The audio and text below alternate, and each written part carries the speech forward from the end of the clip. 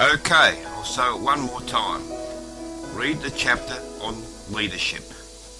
Get together and revise and revise and revise. But, Ron, I am still not across the concept of leadership. That's because you were asleep during class. Now when you do your revision, I suggest that you focus. Focus, focus and focus. That is all he says. Some leadership. Huh. Well, you were asleep. But I remember him telling us that managers make things happen and keep work on schedule, and engage in routine interactions to fulfill planned actions, while leaders inspire, create opportunities, coach and motivate people to gain support, and managers need to. Yeah, I know, and managers need to be leaders, or to play leadership roles, as well. Nice of you to show me the re-campus of the Canberra Institute of Technology, little brother. And is that your teacher, over there? Very impressive. Yeah, Ron Ostrowski, talking to some of his students. What that guy does not know is not worth knowing. Shall we get some coffee at that place over there that has the sign Yellow Cafe? Little bro. Hi, young dude, this is my big sister. Seriously. I would not have guessed. Alan tells me that Ron has all you crazy kids studying leadership. Well, I manage staff in human resources. Happy to give you some insights. Leadership is a special type of interpersonal influence that gets an individual or group to do what the leader wants done. Is that right? Correct, you smart little thing you.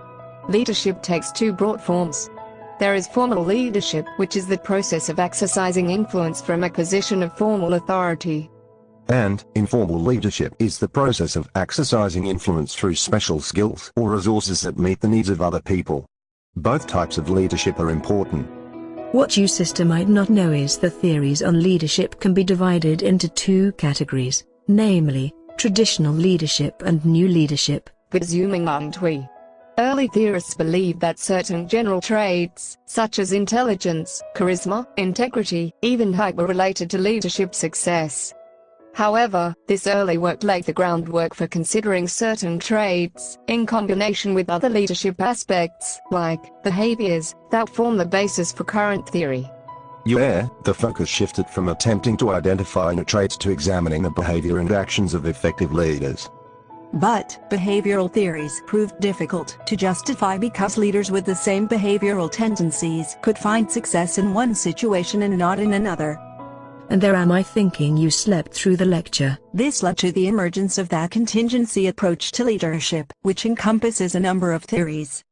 This is where I tell Ron's students to seriously focus and take notes. Ua Fiedler's leadership contingency theory, House's path goal theory of leadership, and Jose and Blanchard's situational leadership model. Now Fiedler argued that group effectiveness depends on an appropriate match between a leader's style and the demands of the situation. You are on the roll, bro. Jose and Blanchard focus on the ability and willingness of followers to achieve a specific task. House's model represents our process approach to leadership that takes into account three interrelated variables: leadership style, context factors and employee motivation. Well said, Beryl. Certain individual, job, and organizational variables can either serve as a substitutes for leadership, or neutralizers of a leader's impact on employees. That's all we need. A smart-mouthed gross dog. I am so going to vomit. Alan, has this stimulating conversation included a discussion of charismatic leadership, transactional leadership, and transformational leadership?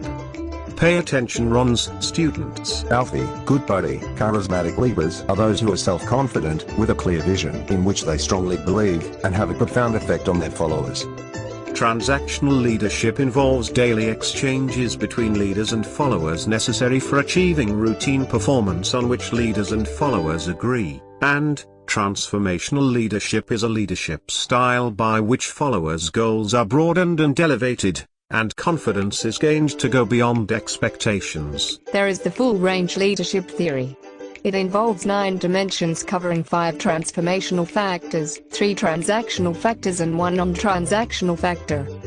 And there is shared leadership, which is a dynamic, interactive influence process among groups for which the objective is to lead one another to the achievement of goals. Strategic leadership is distinguished by its concern for the advancement of the organization, including its evolving capabilities and goals. Currently there are 3 strategic approaches: the multiple-level leadership approach, top management teams approach, and the Bohl and Hujberg 2009 approach. Let's not forget ethical leadership, which abides by core values and standards acceptable to both the organization and society. Of course, authentic leadership involves both owning one's personal experiences and acting in accordance with one's true self. Yes, and you have servant leadership, involving making a deliberate choice to serve others and prioritizing other people's needs, aspirations and interests. And, you so cute to argue, spiritual leadership is inclusive of religious and ethically based values, attitudes and behaviors.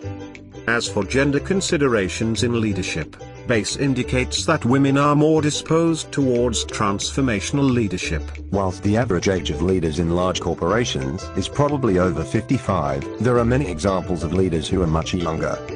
Western models have loomed large in leadership theory and research. This limitation is significant, given the increasing diversity of the workforce and society in general. You look tired, bro.